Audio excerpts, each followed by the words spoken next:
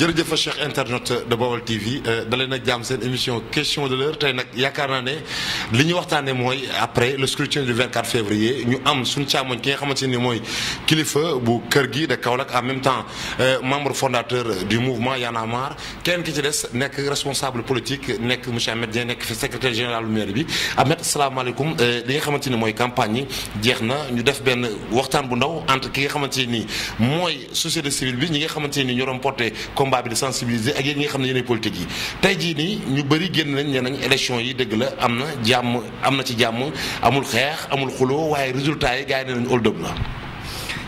jërëjëf Mor maa ngi lay nuyu di la gërëm di am mbégte rencontrer pour la première fois un frère citoyen sénégalais que je considère comme un avant-gardiste parce que bëri na ay combats citoyens yu mu mëne ci réew mi et qui aujourd'hui quand même ont impacté sur beaucoup de choses éveil des consciences yee nit ñi ci lu bëree bëri loolu nag lu nit bañ a ànd ak ñoom nangul leen ni quand même ils ont fait un travail extraordinaire au niveau de l'éveil des consciences et ça je tenais personnellement à le féliciter et à dire tout le plaisir que j'ai de le rencontrer sur un plateau li ci des nag mooy dañuy wax ci olof Ndiaye ne day wax ne naan mbër mu daanu am lay mbër mu daanu foog mu am lay damaa tarxiis damaa botti damaa xon foog nga am lay mais élection yi quand même au Sénégal dama ci wax rek di président Macky Sall wax mooy y a pas de vaincu ou de vaincu c'est le peuple qui a gagné et en fait loolu mooy dëgg aussi c'est le peuple qui a gagné de par sa maturité de par son calme de par son sens de responsabilité de par son sens élevé des acquis démocratiques mu dem voter dans le calme exprimer sans aucune contrainte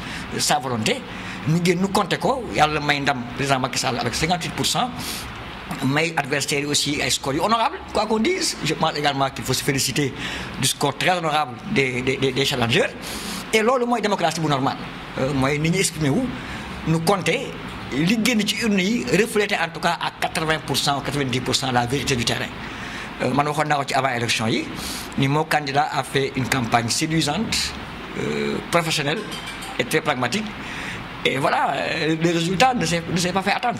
Donc, li am terrain bi, moi, Macky Sall a séduit par son bilan et par les perspectives qu'il offre aux Sénégalais. Et donc, je pense que amul. Non, il n'y a pas de hold-up. Ça. Cheikh Etienne yaakaar naa ne noonu la nee na du hold-up question de l'heure la kilifa nan nga gisee résultats yi Macky Sall li ñu annoncé ne moom la am ci pourcentage pour génn premier tour muy 58,27%. Est-ce qu'en réalité loolu mën na nekk wala déet. maa ngi nuyu internet yëpp di nuyu sama grand nga xam ni yàgg na aussi mener des combats citoyens yàgg na militer ci li nga xamante ni aussi mooy la citoyenneté et surtout les renforcements de nos acquis démocratiques mais juste pour def une précision par rapport à la démocratie sénégalaise c'est le peuple qui est démocrate mais nos politiques ne sont pas du tout démocrates. Et alhamdoulilah à partir du moment où nous avons un peuple très démocrate moo indi tey jeu bi fi am ni mais bu fekkoon dañuy topp rek nos élites ou les leaders de parti tey ji waxatuñu ko quoi mais heureusement nous avons un peuple très démocrate boo xamante ni day nangu li ñuy woowee institution quel que soit lu institution mën a wax daf koy nangu respecter ko mais en connaissant l'impopularité de Macky Sall il ne peut pas avoir 40% ci élection yi ñu jóge. Macky Sall mu am 40% ci élection yi jóge boo la def sondage yaakaar naa ne kilifa loolu la wax Ahmed lan ngay tontu ci kilifa avant ñu dugg ci beneen question. xam nga moom sax bi nga xam ne ngi ree moom sax bi nga xam ne ngi ree donc ça veut dire que intérieurement sax xam na ni bon il défend une position de principe c'est normal il appartient à un camp qui s'est beaucoup battu et qui espérait avoir le fruit de son combat. Il n'a pas tout perdu quand même am na ay ndam yu bëri ci li ma wax sànq mooy tey seen mouvement ñoom Y'en a marre seen liggéey dina objectif xëy na ñoom le fruit de leur combat ils le verront peut-être en 2029 en 2024 2029 vraiment la génération qui sont en train de construire le NTS qu'ils veulent ils l'auront en 2024 en 2029. kon fi wax ji bëri dagguñu la nan nga gisee combat bi nga xamante ni waa Y'en a marre koy mëne parce que ñenn ñi c'est un combat juste ñu kàjjil leen non moi franchement je le dis en toute sincérité le combat de Y'en a marre est un combat juste et noble que moi j'ai porté quand j'étais plus jeune aujourd'hui qu'ils ont pris la relève qu'ils le portent je dois le soutenir et je l'appuie fortement même si on a des différences d'approche mais dans le principe je pense que c'est un combat qui est citoyen et qui est noble parce que képp kuy jàngal ay citoyens le comportement d'une république d'une démocratie ak nooy respecter les institutions yaa ngi ci combat bu noble Et je pense que su n'a été dit le peuple sénégalais est démocratique, mais que les autres ne le sont pas, c'est également le fruit des combats citoyens qui ont été menés avant eux et avant moi, et pas d'autres personnes. Je pense à Mohamed Diop, je pense à Mamadou Dia, je pense à plusieurs personnes qui ont porté des combats citoyens avant nous. Aujourd'hui, nous, on ne fait que prendre la relève. Et après nous, eux, ils ont pris la relève. Donc, c'est des combats nobles que moi, j'appuie, même si on est une phase d'approche. Mais tout compte fait, quand même, quand il dit que Macky Sall est impopulaire, j'en rigole. En tout cas, le terrain a montré que Macky Sall est très populaire. C'est la première fois que nous avons une élection présidentielle à un taux de passeport de 66%. C'est une victoire de la démocratie sénégalaise. Et dans ces 66%, nous avons 58% qui ont voté pour Macky Sall. Je souhaite que Macky Sall reste minoritaire le plus longtemps possible en gardant toujours les 58% des Sénégalais dans le cœur. Et loolu mooy la vérité des faits.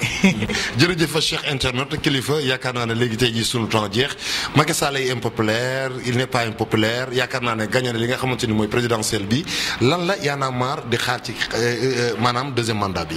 Juste pour fàttali sama frère Ahmed ni nekkuñu ci benn camp parce que on n'a pas milité pour Idi, ni pour Sonko, ni pour Madické, ni pour aussi Issa Sall. Nous avons milité pour des principes et pour le peuple. Notre divorce avec Macky Sall, ça date depuis sa fameuse wax-waxette. Quand il avait promis qu'il allait faire 5 ans et retourner faire 7 ans, Ahmed, c'est très normal qu'il parle comme ça, mais man xam naa ni Ahmed bu duggee ci rukkam toog xool xam na ni les élections ont été volées et ça ne date pas depuis le jour du scrutin, ça date depuis fort longtemps. Ñun ñëpp xam nañ ay sénégalais lañ. Tout le monde sait que Macky Sall, il a perdu Dakar, il a perdu Ziguinchor, il a perdu Diourbel, le département, il a perdu Thiès. Donc comment il peut remporter des élections à 58%? Soyons un peu honnêtes. On a vu démanteler nañ lépp ñi nga xamante ni fa lañ jaar pour def seen li ñu def, c'est-à-dire sàcc bi moo amul kersa te dafa ñaaw mooy li ma la wax rek. Mais heureusement nous avons un peuple très démocrate qui a respecté le suffrage bi nga xamante ni institution bi dañ ko sant ne ko génneel ñu lii. On a vu que le juge Demba Kandji le jour bi muy joxe résultats yi da doon lox, c'est des résultats préfabriqués. nañu waxante dëgg jàll na garaawul yàlla musal nañu suturaal nañu ñu am peuple bu mature rayante wuñu tojante wuñu bopp. Mais bon comme ni mu ko waxee woon du ma nekk président bi def benn mandat kese dinaa def su may pexe ba sàcc, mais nañ ko respecter pexeem yooyu mu def ba sàcc. instant bii nii nag fi mu ne nii amaan na deuxième mandat muy 5 ans yi Sénégal fi mu toll avancée démocratique yi américain nee na am na, mais am na ñoo xam ne dañoo gis recul yu bëri parce que ko wax ñu jàpp tëj la gars yi mënut ñoo defi manifestation. instant bii lan la Y'en a marre di xaar ci régime Macky Sall bu bees bi. Man de ñun moom personnellement sérieusement quoi. Def nañu suñu conférence de presse def le bilan des élections fi ñu jaar fi ñu jóge et tout, féliciter le peuple sénégalais et gis nañu la nuit bi Macky Sall di def discours am très honnêtement lépp li nga xamante ni lu ci bari wax nañ ko ci suñu conférence de presse gis nañ ni wax na ko.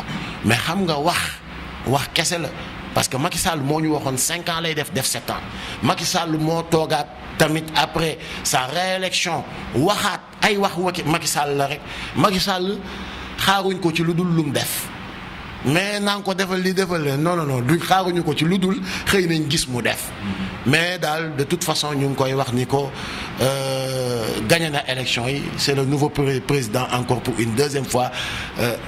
Ngir yàlla na respecter le peu acquis démocratique bi nga xamante ni comme ni ko grand Ahmed waxee léegi ñoom Mazmoud Diop ñoom Mamadou Dia ñu bari ay génération yu bari dañ ko xeex, ay bakkan dañu rot pour cette démocratique. Bu ñu demee ba tey jii ñu nekkoon donneur de leçons en démocratique ci Afrique, tey ñu nekk preneur de leçons sous le régime Macky Sall, ci loolu lañ koy interpeller. Mais man xaaruñu ko ci infrastructure, xaaruñu ko ci lenn, mais li nga xamante ni mooy tabax réew muy une démocratie forte, ci loolu lañ koy xaar mu renforcer, def une séparation des pouvoirs. Franchement, que la justice ne soit plus manipulée, que les institutions soient détachées, ku nekk demal sa bopp, ñu am ay institutions yu libres et fortes. jërëjëf ki nga xamante ni mooy kilifa Ahmed Dieng lan ngay tëjee kilifa moom yaakaar naa ne lancé na appel bi nga xamante ni mooy ñu jéem a tabax réew mi démocratie bi gën a ko renforcer yow lan ngay tëjee. waaw je pense que am na lu ñu wax yu bëri na yoo xam ne sax du ma tontuwaat parce que. mais avant loolu. Ahmed Macky Sall moo defoon waxeet am nangu nga ko wala déet. non je pense quand même que ça c'est un vieux débat. mais nangu nga ko wala déet. non c'est un vieux débat. débat boobu ku nekk wax na ci ba géex. Macky Sall c'est un vieux. non attends du ay fan nangoo bañ a nangu. je dis c'est un débat qui est clos et qui est clos par des institutions légalement constituées et reconnues. donc loolu moi je pense li ci waxaat daf ñuy ramener à de l'histoire. je pense que question bi nga posé mën naa ci débat loolu mën na ci débat jëmale suba on ne sera jamais d'accord sur ça donc jarul ñu ci épiloguer parce que c'est une histoire c'est un pan de l'histoire de notre pays. Macky Sall wax na li mu bëggoon def na li mu war def lépp pour respecter loolu institution tënk na ko mu plié wu à la volonté des institutions. c'est ça la réalité c'est pas di wax waxet maintenant comme neex nga am ci lecture bi nga bëgg selon ce objectif bi de communication bi nga am. maintenant bëgguma ñëwaat ci yooyu am na yu bëri mu wax yoo xam ni politiquement je d'accord ma ci mais c'est pas l'objet. Le président a été élu et a été très bien élu par le peuple sénégalais on s'en félicite. Après les résultats yi président def na un discours à la nation. Je pense également que ça a été un discours historique et salué par tous les acteurs du Sénégal y compris Y en a marre d'ailleurs qui ont vraiment apprécié le discours du président dans son contenu. Maintenant ñoom am nañ droit am réserve dans la mise en œuvre loolu c'est leur droit mais en tout cas dans le contenu tout le monde est d'accord que le président a fait un discours de haute facture am na ci position chef d'État woo na askan bi yëpp autour d'un dialogue national pour reconstruire ensemble le pays. je pense que loolu képp kuy démocrate di liggéey ci développement citoyen war nga accepter la main tendue du président war nga nangu bokk dialogue boobu pour apporter ta contribution intellectuelle à la construction de ce pays-là. c'est vrai aujourd'hui que am na attentes yu bëri yu ñëpp am une demande sociale. La réforme des institutions. C'est vrai, c'est devenu une demande sociale parce qu'il y a une génération d'hommes politiques qui doit peut-être débarrasser le plancher. C'est normal. Am na nit ñoo xam ci politique war nañu quand même bàyyi beneen génération yéeg génération boobu suy ñëw dafa war a ànd ak les nouvelles technologies de l'information de la communication dafa war a ànd ak les nouvelles démarches dafa war a ànd ak les nouvelles formes de manager de manager un pays. Donc il est normal aujourd'hui que le président aille dans le sens de réforme profonde de nos institutions. Il est normal que le président aille vers le renouvellement du personnel politique de ce pays-là.